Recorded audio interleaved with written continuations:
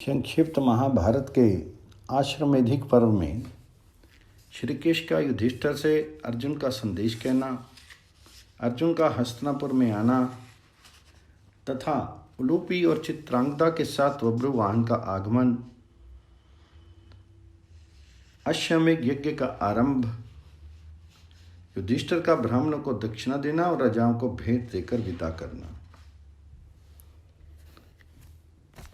वैशंपायन जी कहते हैं, राजन, युधिष्ठिर ने अपने यहाँ बहुत से विदग्ध राजाओं को उपस्थित देखकर भीमसेन से कहा, भाई, यहाँ जो जो राजा पधारे हुए हैं सभी अत्यंत श्रेष्ठ एवं पूजा के योग्य हैं, अतः तुम उनका यथोचित सत्कार करो। राजा की आज्ञा पाकर महातेजस्वी भीमसेन नकुल और सहदेव को साथ लेकर यज्ञ में आए हुए राजाओं के आतिथ्य सत्कार में लग गए। इसके बाद भगवान श्री कृष्ण बलदेव जी को आगे करके सात्विकी, प्रद्युम्न, गद्द, निषठ, सांब तथा कृतवर्मा आदि वृष्णि वंशनियों के साथ युधिष्ठिर के पास आए। भीमसेन ने उन लोगों का भी विधिवत सत्कार किया। फिर वह रत्नों से भरे हुए घरों में जाकर रहने लगे। श्री कृष्ण युधिष्ठिर के पास बैठकर थोड़ी देर तक बात करते रहे। अंत में बोले, राजन, मेरे पास द्वारका का रहने वाला एक विश्वास पात्र मनुष्य आया है। उसने अर्जुन को अपनी आंखों देखा था। वे अनेकों स्थानों पर युद्ध करने के कारण बहुत दुर्बल हो गए हैं। उसने यह भी बताया कि महाबाहु अर्जुन अब निकट आ पहुंचे हैं, इसलिए अब आप अश्वमेध यज्ञ की सफलता के लिए आवश्यक कार्य प्रारंभ कर दीजिए। यह सुनकर धर्मराज युधिष्ठिर कहने लगे, माधव, बड़े सौभाग्य की बात है कि अर्जुन कुशल पूर्वक लौट रहे हैं। उन्होंने जो कुछ संदेश दिया है उसे मैं आपके मुंह से सुनना चाहता हूं। तो भगवान श्री कृष्ण ने कहा, महाराज, मेरे पास जो मनुष्य आया था उसने अर्जुन की बात याद करके मुझसे इस प्रकार कहा, श्री कृष्ण, आप समय देखकर मेरा ये कथन महाराज युधिष्ठिर को भी सुना दीजिएगा। अश्वमेध यज्ञ में प्रायः सभी राजा आएंगे। जो लोग आ जाएं उन सब का पूर्ण सत्कार होना चाहिए। यही हमारे योग्य काम है। राजसूय यज्ञ में अर्घ्य देने के समय जो दुर्घटना हो गई थी वैसी इस बार नहीं होनी चाहिए। राजा युधिष्ठिर और आप दोनों को सलाह करके ऐसा उपाय करना चाहिए जिससे राजाओं के पारस्परिक द्वेष भाव पुनः इन प्रजाओं का संहार नहीं हो। राजन, उस मनुष्य ने अर्जुन की कही हुई एक बात और बताई थी, उसे भी सुन लीजिए। इस यज्ञ में मणिपुर का राजा बब्रुवाहन भी आने वाला है, जो महान तेजस्वी और मेरा प्रिय पुत्र है। मेरे प्रति उसकी बड़ी भक्ति और अनुरक्ति है। उसके आने पर आप मेरी अपेक्षा उसका विशेष सत्कार करें। अर्जुन का संदेश पाकर धर्मराज युधिष्ठिर ने उसका हृदय से अभिनंदन करते हुए कहा, भगवान, आपने जो ये प्रिय समाचार सुनाया है उसे मैंने अच्छी तरह सुन लिया। आपका अमृत में वचन मेरे मन को आनंद मग्न किए देता है। मेरे सुनने में आया कि भिन्न भिन्न देशों में वहाँ के राजाओं के साथ अर्जुन को कई बार युद्ध करने पड़े हैं। इसका क्या कारण है? मैं एकांत में बैठकर अर्जुन के बारे में विचार करता हूँ तो यही जान पड़ता है कि सबसे अधिक दुख के भागी हैं। उनका शरीर तो सभी शुभ लक्षणों से संपन्न है, फिर उनमें शुभ लक्षण कौन सा है जिसके कारण अधिक कष्ट उठाना पड़ता है? तो युधिष्ठिर के इस प्रकार पूछने पर भगवान श्री कृष्ण ने बहुत सोचकर उत्तर दिया, राजन, अर्जुन की फिल्लियाँ औसत से कुछ अधिक मोटी हैं। इसके सिवा और कोई शुभ लक्षण उनके शरीर में मुझे भी नहीं दिखाई देता।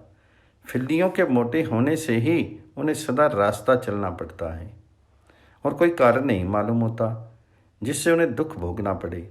अर्जुन के संबंध में विचित्र बातें सुन सुनकर भीमसेन आदि पांडव तथा यज्ञ कराने वाले ब्राह्मण विशेष प्रसन्न हो रहे थे। इन लोगों में अभी अर्जुन विषयक बातचीत हो ही रही थी कि अर्जुन का भेजा हुआ दूत वहाँ पे आ पहुँचा। वह बड़ा बुद्धिमान था। उसने युधिष्ठिर के पास आकर उन्हें प्रणाम किया और अर्जुन के आने का समाचार सुनाया। उसकी बात सुनकर राजा युधिष्ठिर की आंखों में आनंद के आंसू छलक आए। ये प्रिय वृत्तांत निवेदन करने के कारण उस दूत को पुरस्कार रूप में उन्होंने बहुत सा धन दिया। दूसरे दिन सवेरे ही अर्जुन आए। चारों ओर इसकी चर्चा होने से नगर में कोलाहल सा मच गया। यज्ञ संबंधी घोड़े की टाप से धूल उड़ने लगी और उसके बीच में चलता हुआ वह अश्व उच्छ्रवा के समान शोभा पाने लगा। उस समय लोगों के मुख से निकली हुई आनंददायिनी बातें अर्जुन को सुनाई देने लगी। लोग कह रहे थे, पार्थ, बड़े सौभाग्य की बात है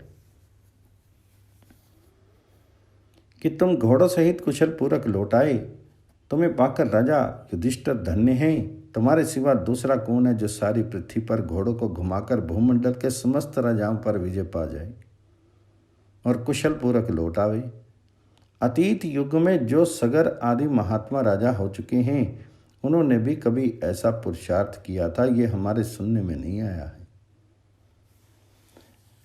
लोगों की ये बातें सुनते हुए धर्मात्मा अर्जुन यज्ञशाला की ओर चले। उस समय मंत्रियों सहित राजा युधिष्ठिर और यदुनंदन भगवान श्री कृष्ण ने धृतराष्ट्र को आगे करके उनकी आगवानी की। निकट आने पर अर्जुन ने पहले पिता तुल्य धृतराष्ट्र और धर्मराज युधिष्ठिर के चरणों में प्रणाम किया। फिर भीमसेन आदि का विशेष सत्कार करके वे श्री कृष्ण को गले से लगाकर मिले।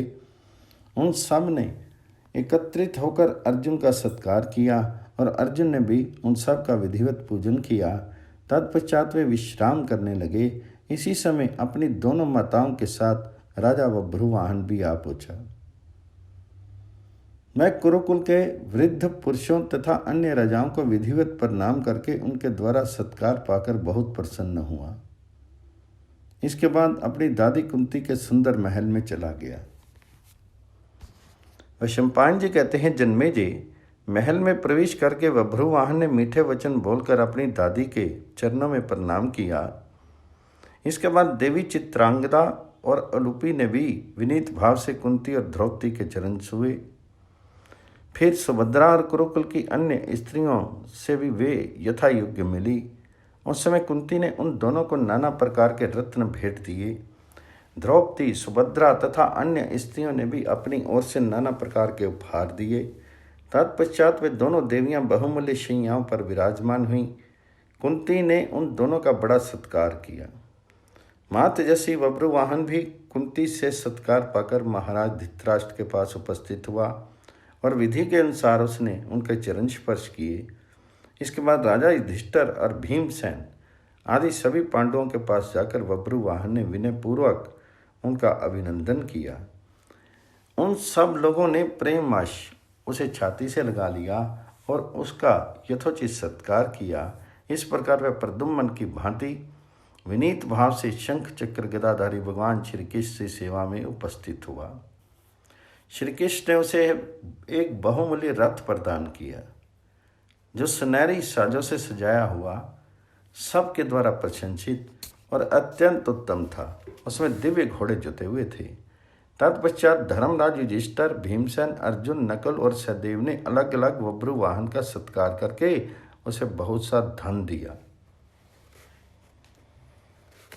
उसके तीसरे दिन सत्यवती नंदन महर्षि व्यास जी युधिष्ठिर के पास आकर बोले, कुंती नंदन, तुम आज से यज्ञ आरंभ कर दो। उसका समय आ गया है। यज्ञ का शुभ मुहूर्त उपस्थित है। याजक गण तुम्हें बुला रहे हैं। तुम्हारे इस यज्ञ में किसी बात की कमी नहीं रहेगी। ये किसी भी अंग से हीन नहीं होगा, इसलिए अहीन अर्थात सर्वांग पूर्ण कहलाएगा। इसमें स्वर्णायक द्रव्य की अधिकता है, अतः यह बहुस्वर्णक नाम से विख्यात होगा।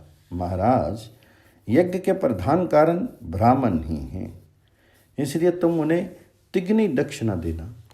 ऐसा करने से तुम्हें 3 अश्वमेध यज्ञ को फल मिलेगा और तुम ज्ञातिवध के पाप से मुक्त हो जाओगे। इस यज्ञ के अंत में जो तुम्हें अभृत स्नान करने का अवसर मिलेगा वह परम पवित्र और पावन बनाने वाला है।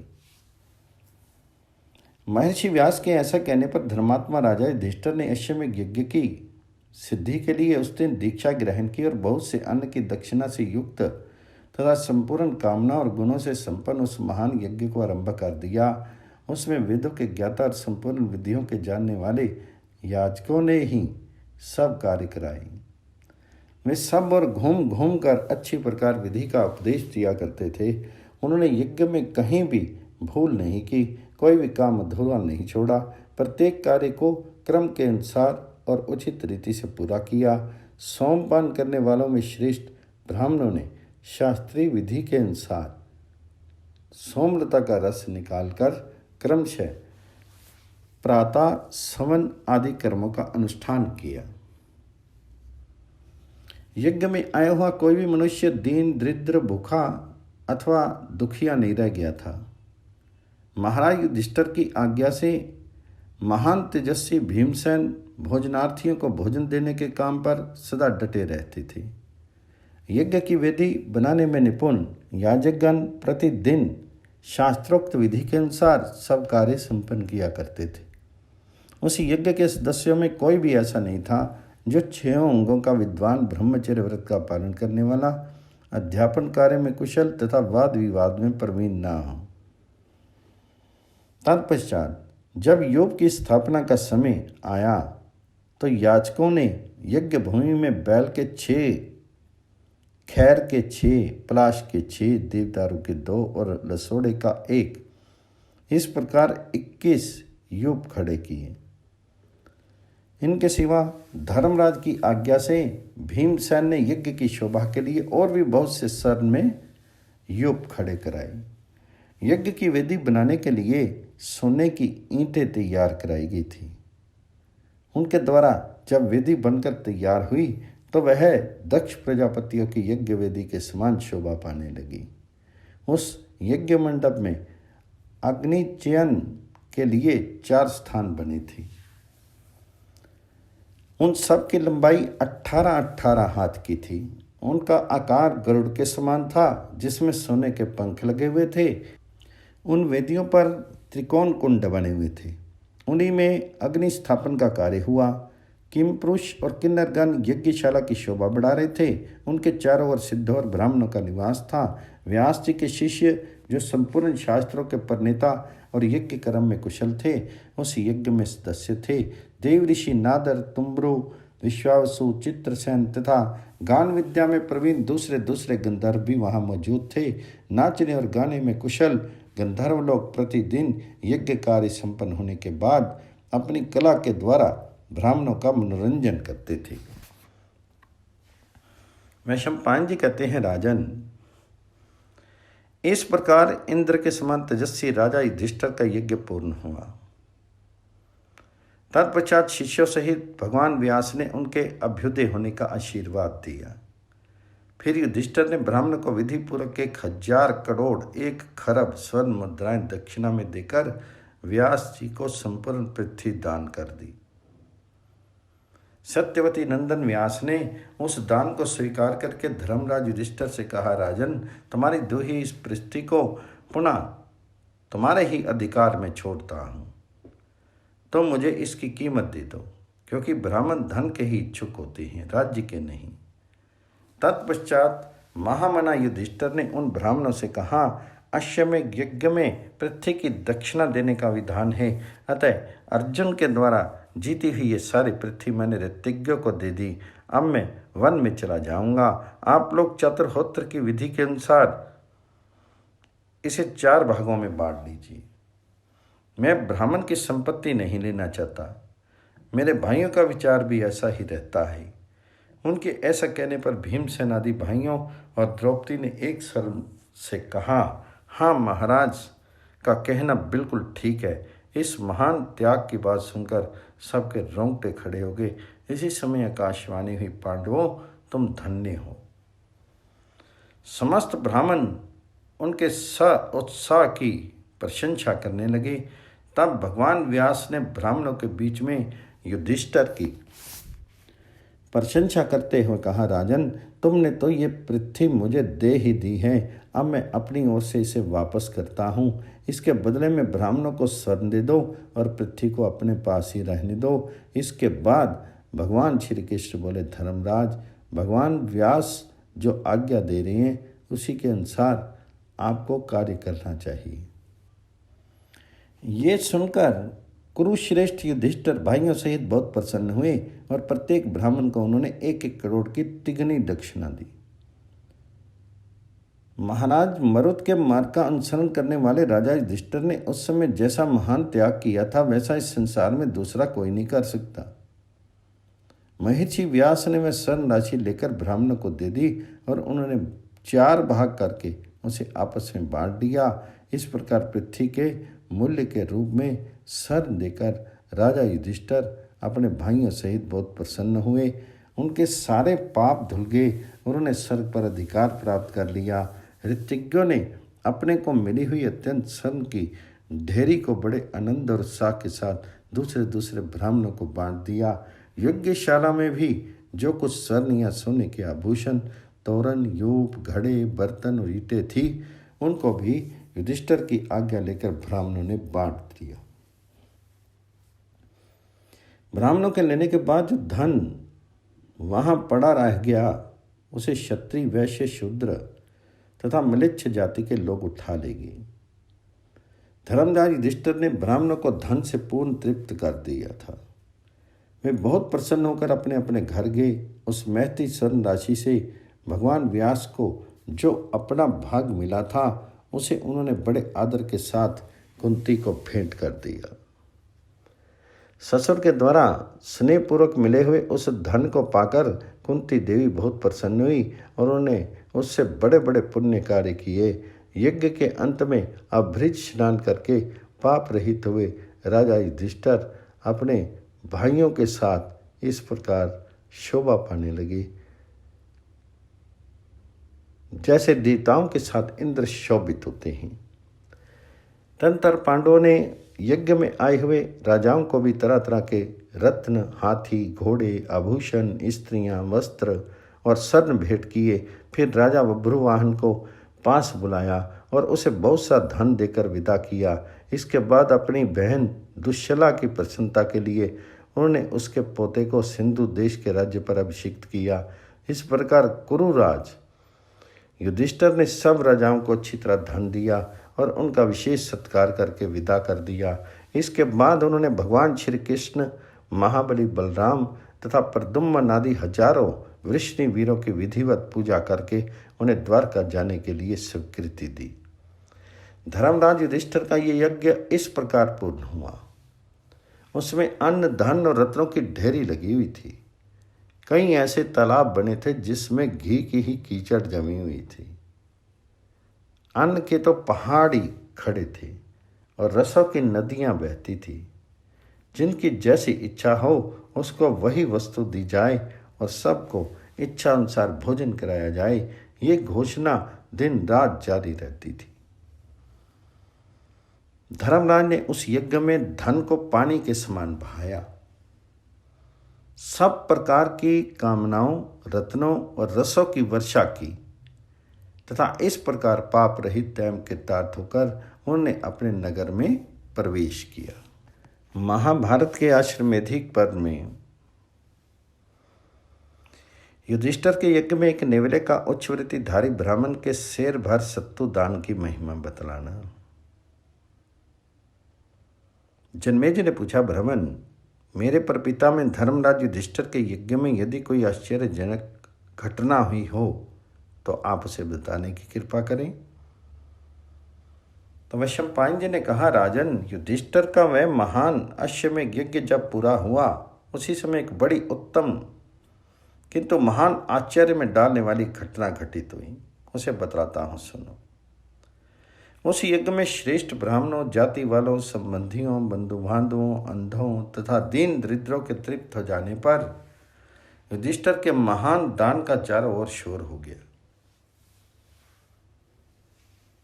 उनके ऊपर फूलों की वर्षा होने लगी। उसी समय वहां एक नेवला आया। उसकी आंखें नीली थी और उसके शीर के एक तरफ का भाग सोने का था। उसने आते ही एक बार वज्र के समान भयंकर आवाज देकर समस्त मृगों और पक्षियों को भयभीत कर दिया और फिर मनुष्य की भाषा में कहा, राजाओ, तुम्हारा ये यज्ञ कुरुक्षेत्र निवासी एक उच्चवृत्तिधारी उदार ब्राह्मण के शेर भर सत्तू दान करने के बराबर भी नहीं हुआ है।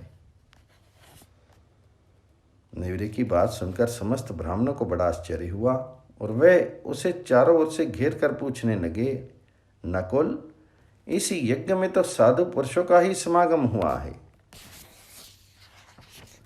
तुम कहाँ से आ गई? तुम में कौन सा बल और कितना शास्त्र ज्ञान है? तुम किसके सहारे रहते हो? हमें किस तरह तुम्हारा परिचय प्राप्त होगा? तुम किस आधार पर हमारे इस यज्ञ की निंदा करते हो?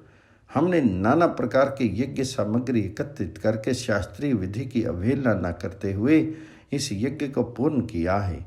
शास्त्र और न्याय के अनुसार प्रत्येक कर्तव्य कर्म का पालन किया जाता है। पूजनीय पुरुषों की विधिवत पूजा की गई है। अग्नि में मंत्र पढ़कर आहुति दी गई है। देने योग्य वस्तुओं का ईर्ष्या रहित होकर दान किया गया है। यहाँ नाना प्रकार के दान से ब्राह्मणों को उत्तम युद्ध के लिए, क्षत्रियों को श्राद्ध के द्वारा, पितामहों को रक्षा के द्वारा, वैश्यों को संपूर्ण कामनाओं की पूर्ति के लिए, उत्तम स्त्रियों को दया से, शूद्रों को दान से बची हुई वस्तुएं देकर, अन्य मनुष्यों को तथा राजा के शुद्ध वर्ताप से ज्ञाति एवं संबंधियों को संतुष्ट किया जा गया है। इसी प्रकार पितृ भविष्य के द्वारा देवताओं को और रक्षा का भाग लेकर शरणागतों को प्रसन्न किया गया है। ये सब होने पर भी तुमने क्या देखा या सुना है जिससे इस यज्ञ में आक्षेप करते हो? इन ब्राह्मणों के निकट तुम सच सच बताओ, क्योंकि तुम्हारी बातें विश्वास योग्य जान पड़ती हैं। तुम स्वयं भी बुद्धिमान दिखाई देते हो और दिव्य रूप धारण किए हुए हो। इस समय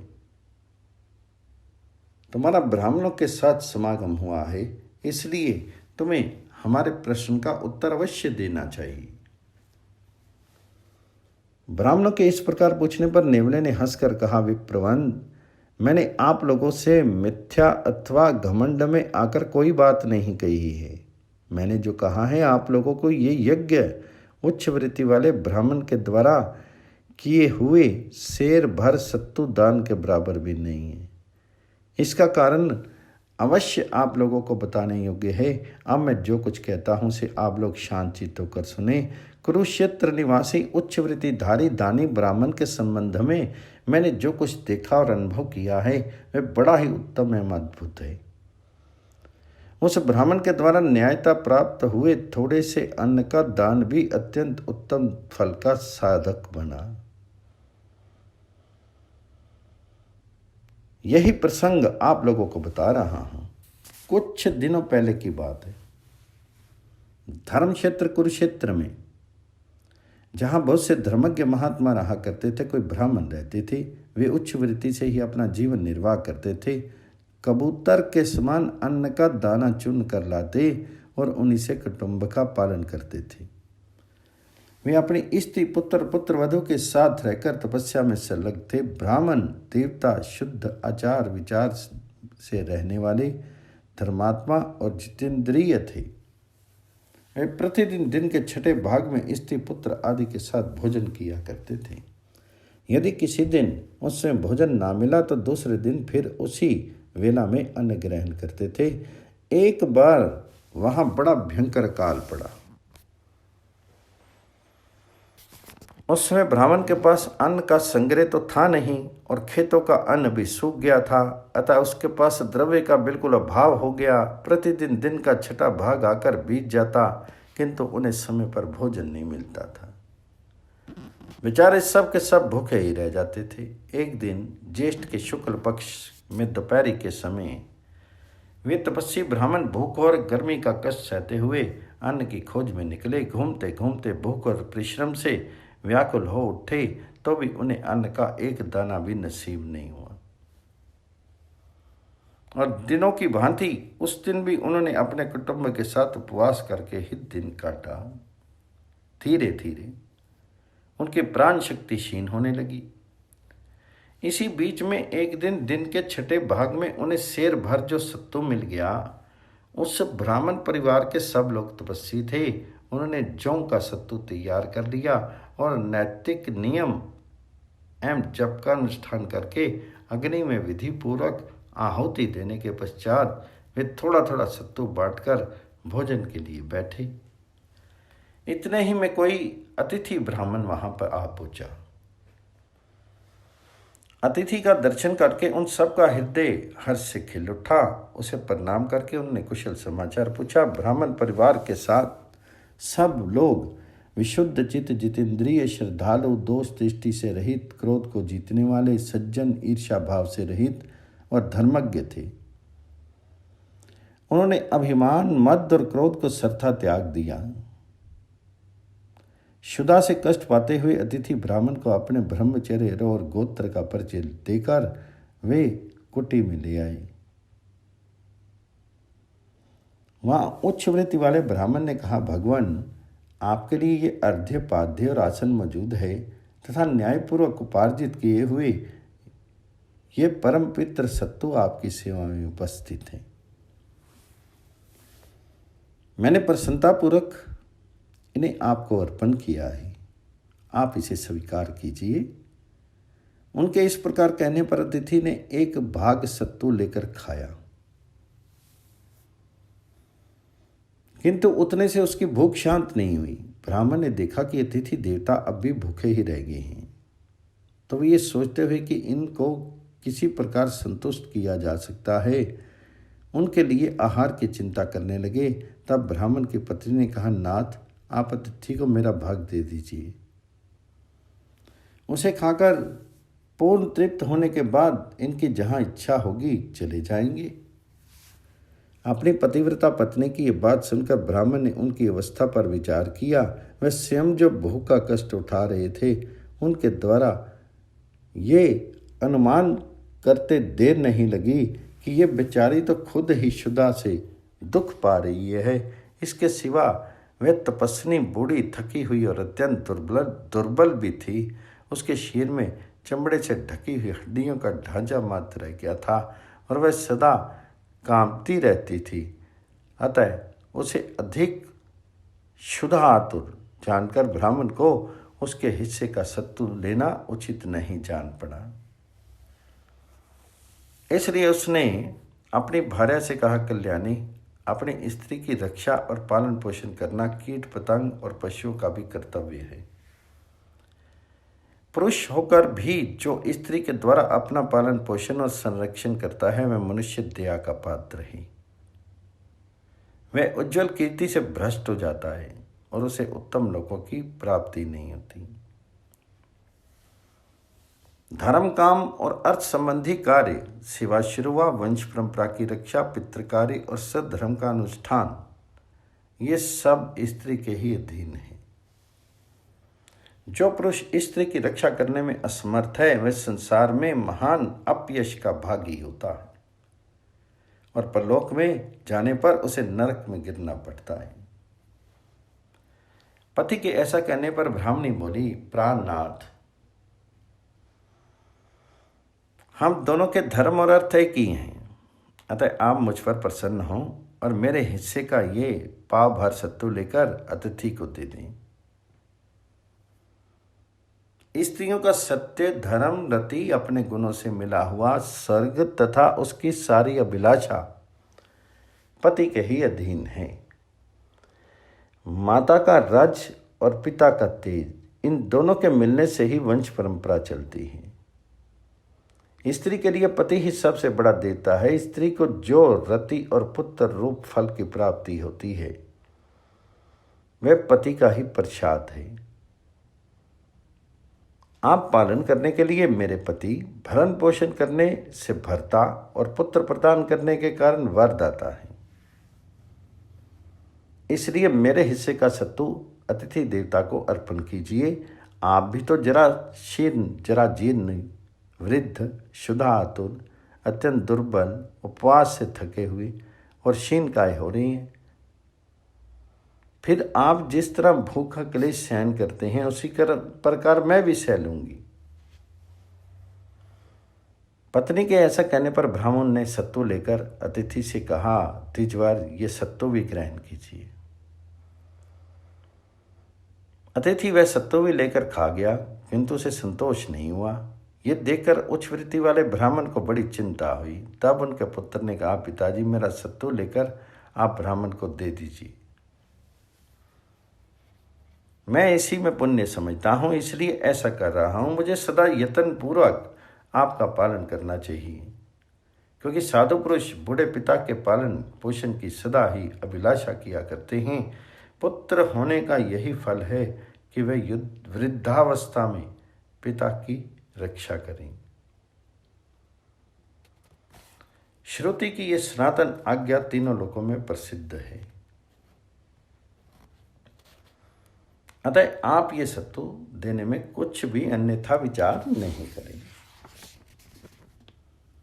पिता ने कहा, बेटा तुम 1000 वर्ष के हो जाओ तो भी मेरे लिए बालक ही हो।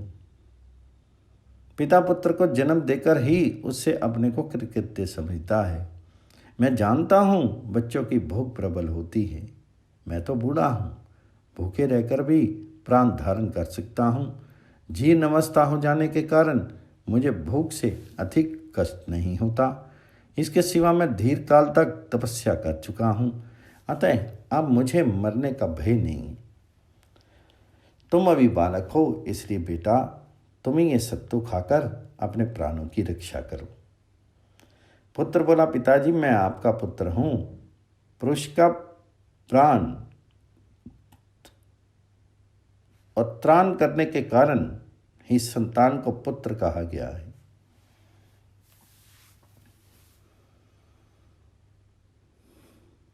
इसके सिवा पुत्र पिता का अपना ही आत्मा माना गया है।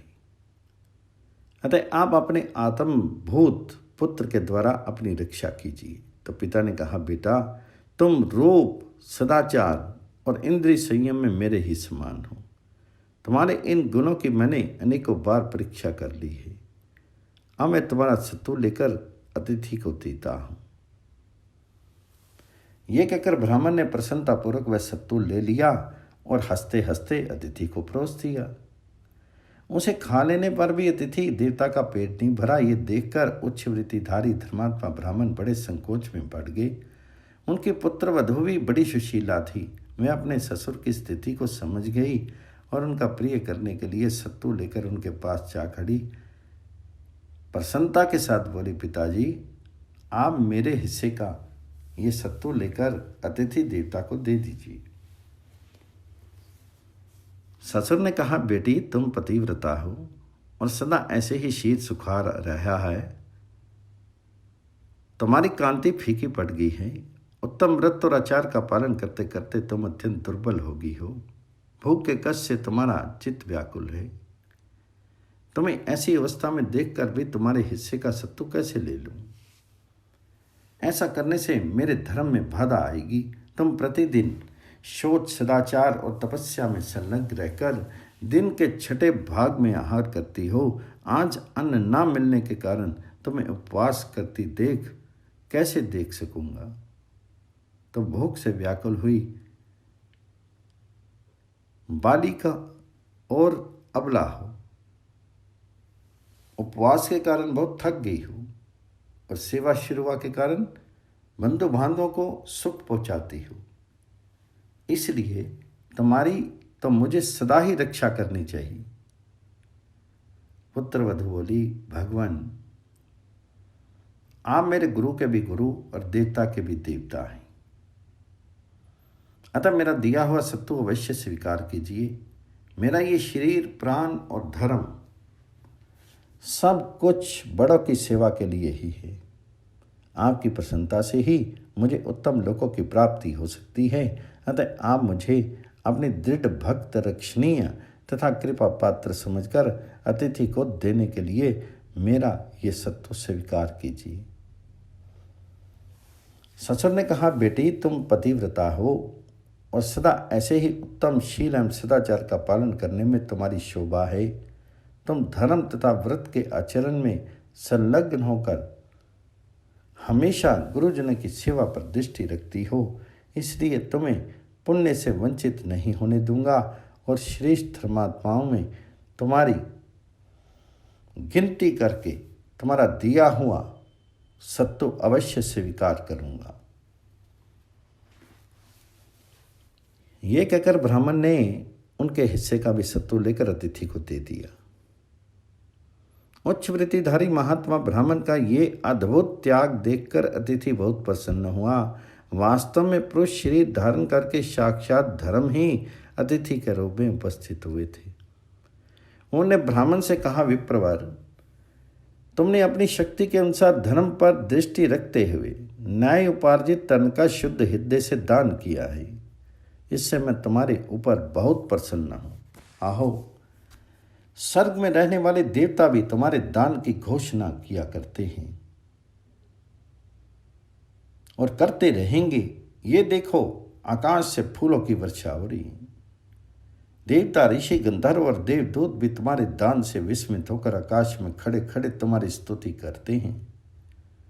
ब्रह्मलोक में विचरने वाले ब्रह्म ऋषि विमान पर बैठकर तुम्हारे दर्शन की प्रतीक्षा कर रहे हैं। अब तुम दिव्य लोक को जाओ। पितृलोक में तुम्हारे जितने पितर थे उन सबको तुमने तार दिया तथा अनेकों युगों तक भविष्य में होने वाली जो संतानें हैं वे भी तुम्हारे ब्रह्मचर्य, दान, तपस्या और शुद्ध धर्म के अनुष्ठान से तर जाएंगी। तुमने बड़ी श्रद्धा के साथ तप किया है, उसके प्रभाव से और दान से सब देवता तुम्हारे ऊपर प्रसन्न हुए हैं। संकट के समय भी तुमने शुद्ध हृदय से ये सारे का सारा सत्तू दान किया है। भूख मनुष्य की बुद्धि को चौपट कर देती है, उसके धार्मिक विचारों का लोप हो जाता है, किंतु ऐसे समय में भी जिसके दान में रुचि होती है उसके धर्म का ह्रास नहीं होता। तुमने स्त्री और पुत्र के स्नेह की उपेक्षा करके धर्म को ही श्रेष्ठ माना है और उसके सामने भूख प्यास को भी कुछ नहीं गिना है। मनुष्य के लिए सबसे पहले न्यायपूर्वक धन की प्राप्ति का उपाय जानना ही सूक्ष्म विषय है।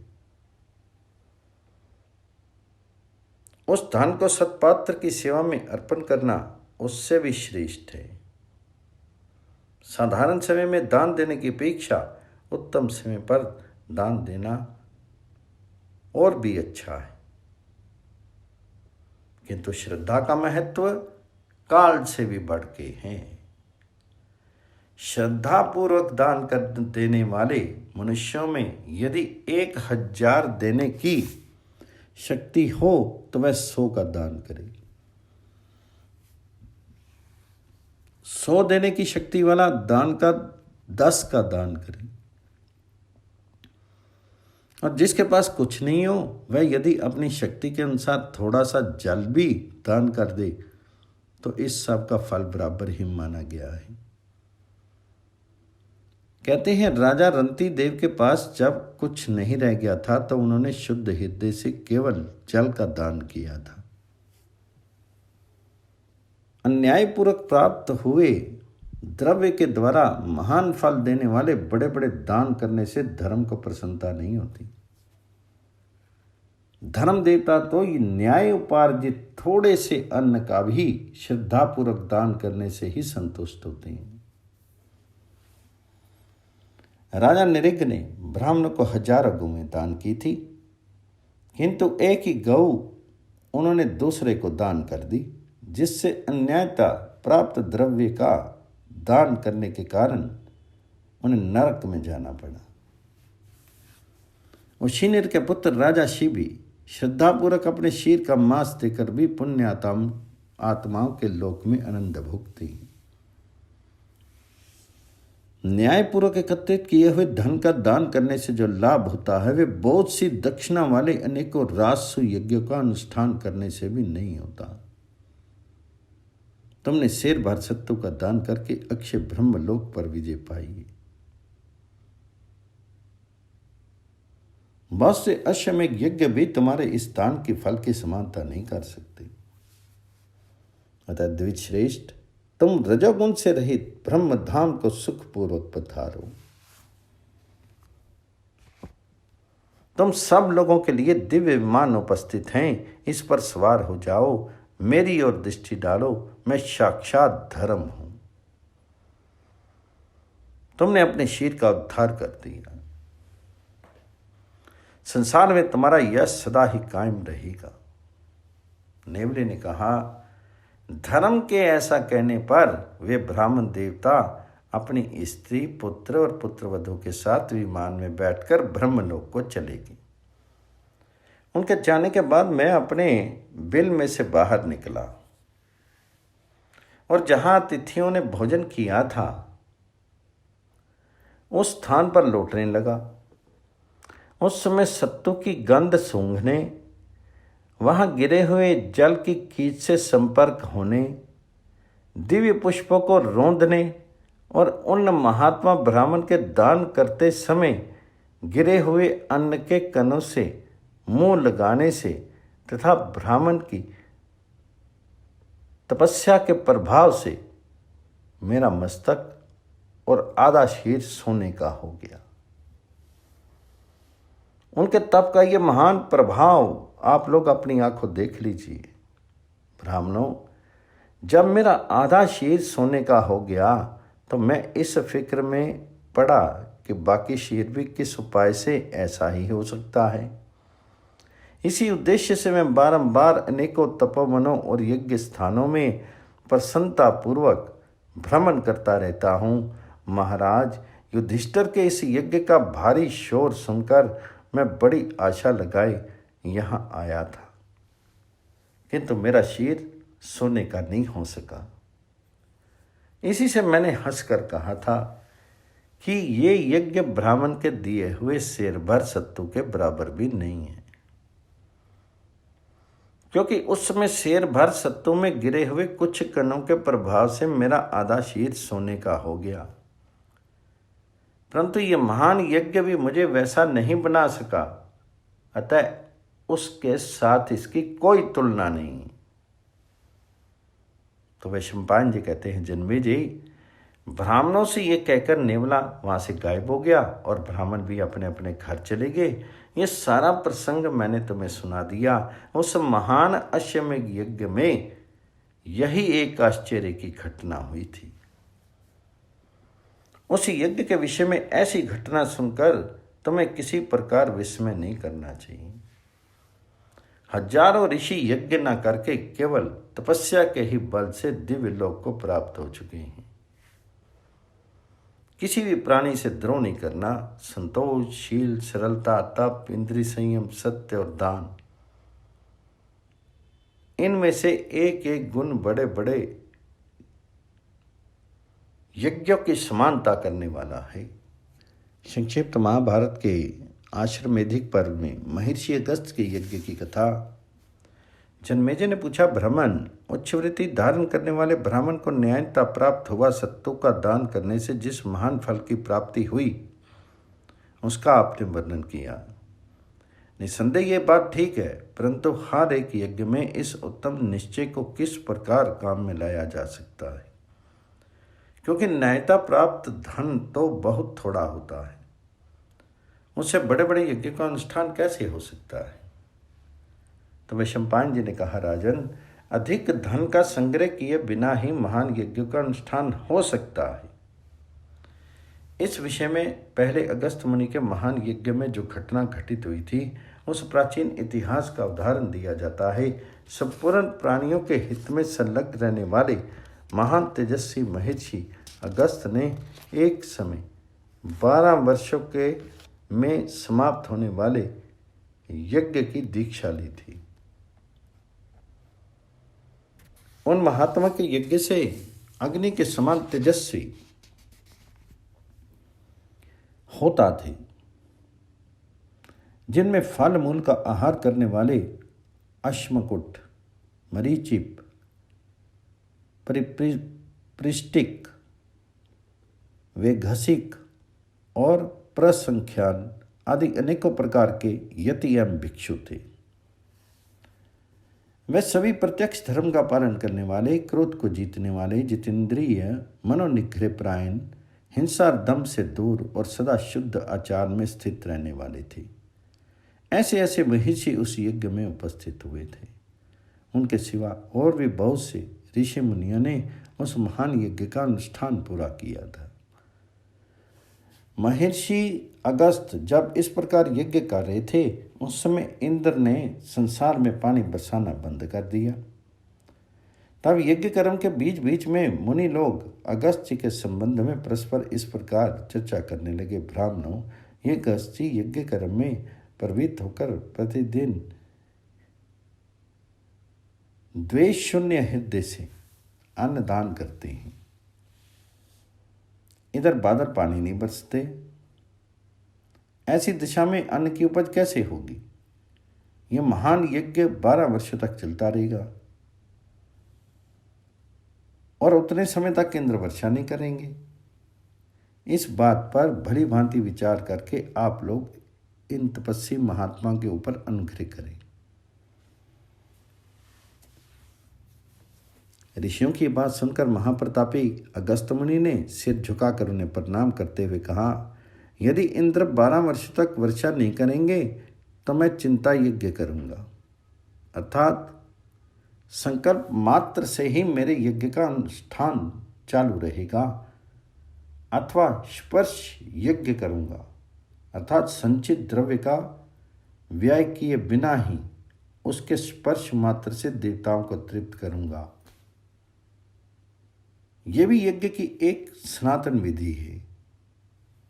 अथवा यदि 12 वर्षों तक इंद्र पानी नहीं बरसाएंगे तो मैं व्रत नियमों का पालन करता हुआ ध्यान द्वारा ध्येय रूप से स्थित होकर इन यज्ञों का अनुष्ठान करूंगा।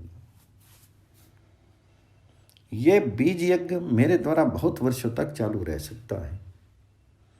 बीजों से ही मैं अपना यज्ञ पूर्ण कर लूंगा, उसमें कोई विघ्न बाधा नहीं आ सकती। इंद्र वर्षा करें या ना करें, किंतु मेरा ये यज्ञ कभी बंद नहीं हो सकता। मैं स्वयं इंद्र होकर समस्त प्रजा की जीवन रक्षा करूंगा। जिस प्राणी को जो आहार है उसको वही मिलेगा, अथवा मैं आवश्यकता के अनुसार विशेष आहार का प्रबंध भी प्रचुर मात्रा में कर सकता हूं। इस समय तीनों लोकों में जितना सोना और धन है वह स्वयं यहाँ उपस्थित हो जाए। दिव्य अप्सराएं, गंधर्व, किन्नर, विश्वावसु तथा दूसरे स्वर्गवासी भी यहाँ आकर मेरे यज्ञ की उपासना करें। उत्तर कुरुदेश में जितना धन हो वह सब यहाँ आ जाए। स्वर्ग में रहने वाले देवता और धर्म भी स्वयं ही इस यज्ञ में आकर उपस्थित हो जाएं। यद्यपि अगस्त के इतना कहते ही उनके तप के प्रभाव से सब कुछ वैसा ही हो गया। उन तेजस्वी महर्षि की तपस्या का यह महान बल देखकर मुनियों को बड़ा हर्ष हुआ। वे विस्मित होकर कहने लगे, महर्षि, आपकी बातों से हमें बड़ी प्रसन्नता हुई है। हम आपके यज्ञों से ही संतुष्ट हैं। न्याय से उपार्जित किया हुआ अन्न ही हमारा भोजन है। हम सदा अपने कर्मों में लगे रहते हैं। अब इस यज्ञ की समाप्ति होने तक हम यहाँ उपस्थित रहेंगे और अंत में आपकी आज्ञा लेकर यहाँ से जाएंगे।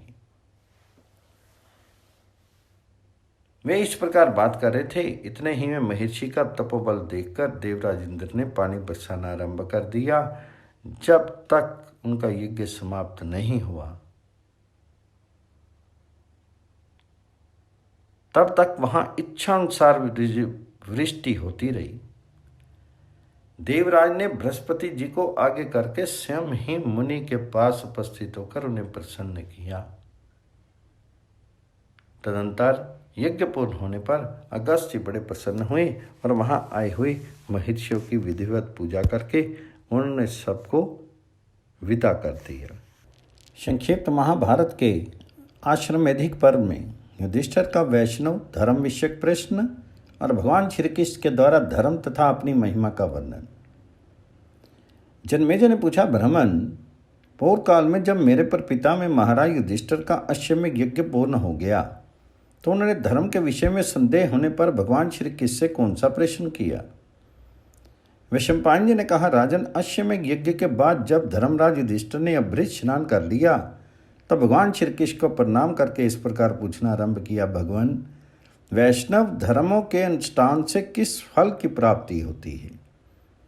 ब्रह्म हत्या, गोघाती, माता की हत्या करने वाला, गुरु पत्नी की सेज पर सोने वाला, भोजन परोसने में पंक्ति भेद करने वाला, कृतघ्न, शराबी, वेद विक्रयी, मित्र से विश्वासघात करने वाला, किसी वीर को कपटपूर्ण मारने वाला,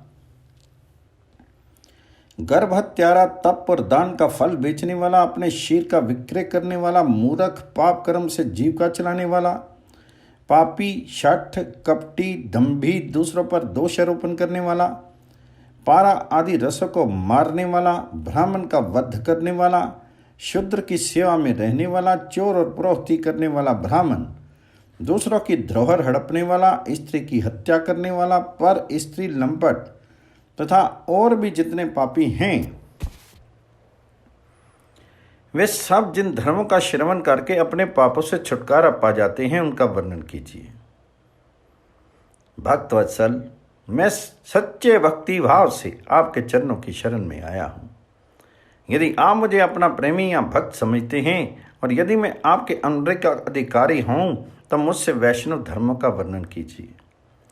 मैं उनके संपूर्ण रहस्यों का यथार्थ रूप से जानना चाहता हूँ। मैंने मनु, वशिष्ठ, कश्यप, गौतम, प्राशर, मैत्रेय, उमा, महेश्वर, ब्रह्मा, कार्तिकेय, भार्गव, याज्ञवल्क्य, मार्कंडे, भरद्वाज, बृहस्पति, विश्वामित्र, जयमणि, पुलत्स, पुलय, अग्नि, अगस्त, मुद्गल, शांडिल्य, शलभ, बालखिल्यगण, सप्तऋषि, आपस्तंभ, शंख, लिखित, प्रजापति, यम, महेंद्र, व्यास, विभांड, नारद, कपोत, विदुर, भृगु, अंगरा, सूर्य, हारित, उद्दालक, शुक्राचार्य, वैशंपायन तथा दूसरे दूसरे महात्माओं के बताए हुए धर्मों का श्रवण किया है। परंतु मुझे विश्वास है कि आपके मुंह से जो धर्म प्रकट होंगे वे अत्यंत पवित्र होने के कारण उपयुक्त सभी धर्मों में श्रेष्ठ होंगे। इसलिए केशव, आपकी शरण में आए हुए मुझ भक्त से आप अपने पवित्र धर्मों का वर्णन कीजिए। धर्मपुत्र युधिष्ठिर के इस प्रकार प्रश्न करने पर संपूर्ण धर्मों को जानने वाले भगवान श्री कृष्ण अत्यंत प्रसन्न होकर उनसे धर्म के सूक्ष्म विषयों का वर्णन करने लगे। वे बोले, कुंती नंदन, तुम धर्म के लिए इतना उद्योग करते हो, इसलिए तुम्हें संसार में कोई वस्तु दुर्लभ नहीं रहेगी। धर्म ही जीव का पिता, माता, रक्षक, सुहृद, भ्राता, सखा और स्वामी है। अर्थ, काम, भोग, सुख, उत्तम ऐश्वर्य और सर्वोत्तम स्वर्ग की प्राप्ति भी धर्म से ही होती है। यदि विशुद्ध धर्म का सेवन किया जाए तो वह महान भय से रक्षा करता है। धर्म में ही ब्राह्मणत्व और देवत्व की प्राप्ति होती है। धर्म ही मनुष्य को पावन बनाता है। युधिष्ठिर, जब कालक्रम से मनुष्य का पाप नष्ट हो जाता है तभी उसकी बुद्धि धर्मचरण में लगती है। हजारों योनियों में भटकने के बाद भी मनुष्य योनि का मिलना कठिन होता है। ऐसे दुर्लभ मनुष्य जन्म को पाकर भी जो धर्म का अनुष्ठान नहीं करता वह महान लाभ से वंचित हो जाता है। आज जो लोग निंदित, दरिद्र, कुरूप, रोगी, दूसरों के द्वेष पात्र और मूर्ख देखे जाते हैं, उन्होंने पूर्व जन्म में धर्म का अनुष्ठान नहीं किया है। किंतु जो दीर्घजीवी, शूरवीर, पंडित, योग सामग्री से संपन्न, निरोग और रूपवान हैं, उनके द्वारा पूर्व जन्म में निश्चय ही धर्म का संपादन हुआ है। इस प्रकार शुद्ध भाव से किया हुआ धर्म का अनुष्ठान उत्तम गति की प्राप्ति कराता है। परंतु जो अधर्म का सेवन करते हैं उन्हें पशु पक्षी आदि त्रियग योनियों में गिरना पड़ता है। पांडुनंदन, अब मैं तुम्हें एक रहस्य की बात बताता हूं, सुनो। तुमसे परम धर्म का वर्णन अवश्य करूंगा। तुम मेरे भक्त हो, अत्यंत प्रिय हो और सदा मेरी शरण में स्थित रहते हो। तुम्हारे पूछने पर मैं परम गोपनीय आत्म तत्व का भी वर्णन कर सकता हूं। फिर धर्म संहिता के लिए तो कहना ही क्या है। इस समय धर्म की स्थापना, दुष्टों का विनाश करने के लिए मैंने अपनी माया से मानव शरीर में अवतार धारण किया है। जो लोग मुझे केवल मनुष्य शरीर में सीमित समझकर मेरी अवहेलना करते हैं वे मूर्ख हैं और संसार के भीतर बारंबार त्रियग योनियों में भटकते रहते हैं। इसके विपरीत जो ज्ञान दृष्टि से मुझे संपूर्ण भूतों में स्थित देखते हैं वे सदा मुझ में मन लगाए रहने वाले मेरे भक्त हैं। ऐसे भक्तों को मैं परम धाम में अपने पास बुला लेता हूँ। मेरे भक्तों का नाश नहीं होता, वे निष्पाप होते हैं। मनुष्यों में उन्हीं का जन्म सफल है जो मेरे भक्त हैं। हजारों जन्मों तक तपस्या करने से जब मनुष्यों का अंतःकरण शुद्ध हो जाता है तब उसमें भक्ति का उदय होता है। मेरा जो अत्यंत गोपनीय, कुटस्थ, अचल और अविनाशी पर स्वरूप है, उसका मेरे भक्तों को जैसा अनुभव होता है वैसा देवताओं को भी नहीं होता। और जो मेरा अपर स्वरूप है वे अवतार लेने पर दृष्टिगोचर होता है। संसार के समस्त जीव सब प्रकार के पदार्थों से मेरे स्वरूप की पूजा करते हैं। जो मनुष्य मुझे जगत की उत्पत्ति, स्थिति और संहार का कारण समझकर मेरी शरण लेता है, उसके ऊपर कृपा करके मैं उसे संसार बंधन से मुक्त कर देता हूँ। मैं ही देवताओं का आदि हूँ। ब्रह्मा आदि देवताओं की मैंने ही सृष्टि की है। मैं ही अपनी प्रकृति का आश्रय लेकर संपूर्ण संसार की सृष्टि करता हूँ। ब्रह्मा से लेकर छोटे से कीड़े तक सब में मैं व्याप्त हो रहा हूँ। ध्युलोक को मेरा मस्तक समझो। सूर्य और चंद्रमा मेरी आंखें हैं। गौ, अग्नि और ब्राह्मण मेरे मुख हैं और वायु मेरी सांस है। 8 दिशाएं मेरी बाहें, नक्षत्र मेरे आभूषण और संपूर्ण भूतों को अवकाश देने वाले अंतरिक्ष मेरा वक्षस्थल है। बादलों और हवा के चलने का जो मार्ग है उसे मेरा अविनाशी उदर समझो। द्वीप, समुद्र और जंगलों से भरा हुआ ये भूमंडल मेरे दोनों पैरों के स्थान में है। मेरे हजारों मस्तक, हजारों मुख, हजारों नेत्र, हजारों भुजाएं, हजारों उदर, हजारों उरु और हजारों पैर हैं। मैं पृथ्वी को सब ओर से धारण करके समस्त ब्रह्मांड से 10 उंगल ऊंचे अर्थात सबसे परे विराजमान हूँ। संपूर्ण प्राणियों का आत्मा हूँ, इसलिए सर्वव्यापी कहलाता हूँ। मैं अचिंत्य, अनंत, अजर, अजन्मा, अनादि, अवध्य, अप्रमेय, अव्यय, निर्गुण, गुण स्वरूप, निर्द्वंद, निर्मम, निष्कल, निर्विकार और मोक्ष का आदि कारण हूँ। सौधा, सौधा, स्वाहा भी मैं ही हूँ। मैं चारों आश्रम का धर्म 4 प्रकार के होताओं से संपन्न होने वाला यज्ञ, चतुर्व्यूह, चतुर्यज्ञ और चारों आश्रमों को प्रकट करने वाला हूँ। परले काल में समस्त जगत का संहार करके उसे अपने उदर में स्थापित कर दिव्य योग का आश्रय ले मैं एकार्णव के जल में शयन करता हूँ। 1000 युगों तक रहने वाली ब्रह्मा की रात पूर्ण होने तक महार्णव में शयन करने के पश्चात स्थावर जंगम प्राणियों की सृष्टि करता हूँ। प्रत्येक कल्प में मेरे द्वारा जीवों की सृष्टि और संहार का कार्य होता है, किंतु मेरी माया से मोहित होने के कारण वे जीव मुझे नहीं जान पाते। राजन, कहीं कोई भी ऐसी वस्तु नहीं है जिसमें मेरा निवास ना हो, तथा कोई ऐसा जीव नहीं है जो मुझ में स्थित ना हो। अधिक कहने से क्या लाभ, मैं तुमसे सच्ची बात बता रहा हूँ। भूत और भविष्य जो कुछ है वे सब मैं ही हूँ। संपूर्ण भूत मुझसे ही उत्पन्न होते हैं और मेरे ही स्वरूप हैं, फिर भी मेरी माया से मोहित रहते हैं, इसलिए मुझे नहीं जान पाते। इस प्रकार देवता, असुर और मनुष्यों सहित समस्त संसार का मुझसे ही जन्म और मुझ में ही लय होता है।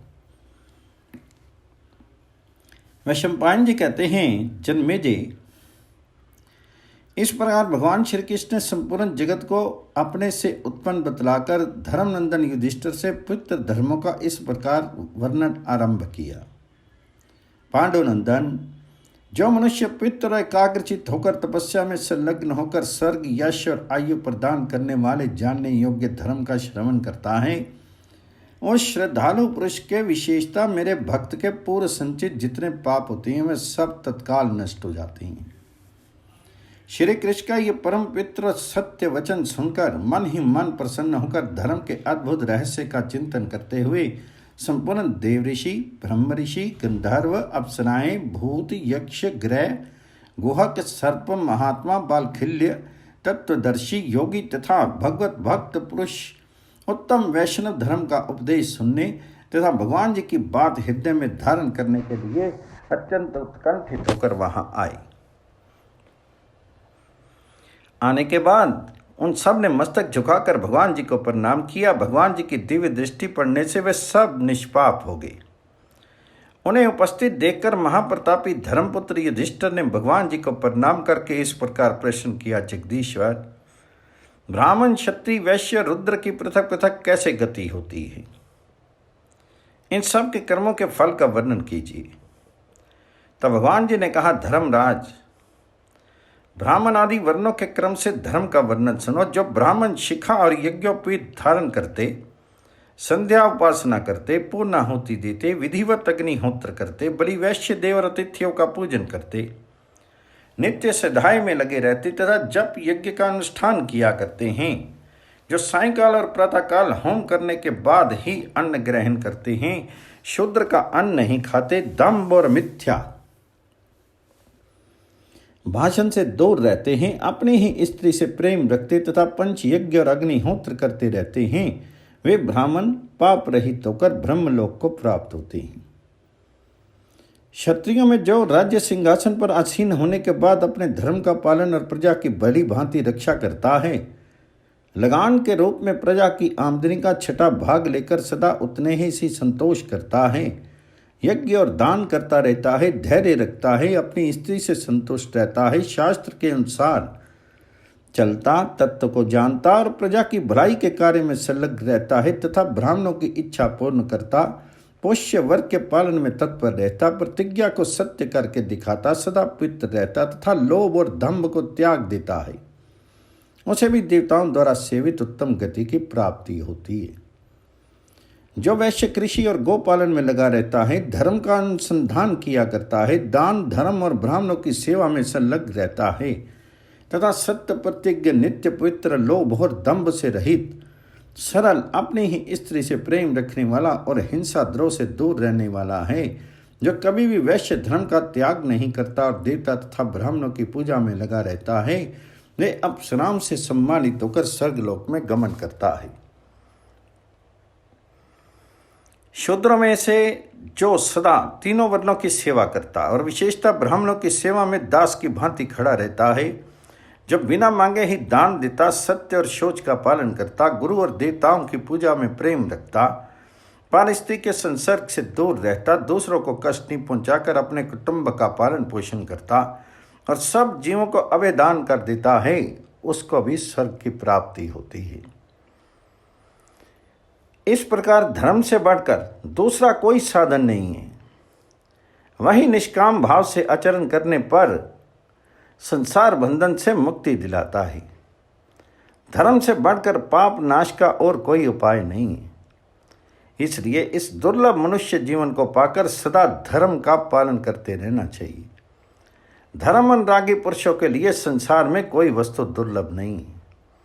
ब्रह्मा जी ने इस जगत में जिस वर्ण के लिए जैसे धर्म का विधान किया है, वह वैसे ही धर्म का भली भांति आचरण करके अपने पापों को नष्ट कर सकता है। मनुष्य का जो जातिगत कर्म हो, उसका किसी को त्याग नहीं करना चाहिए। वही उसके लिए धर्म होता है और उसी का निष्काम भाव से आचरण करने पर मनुष्य को सिद्धि अर्थात मुक्ति प्राप्त हो जाती है।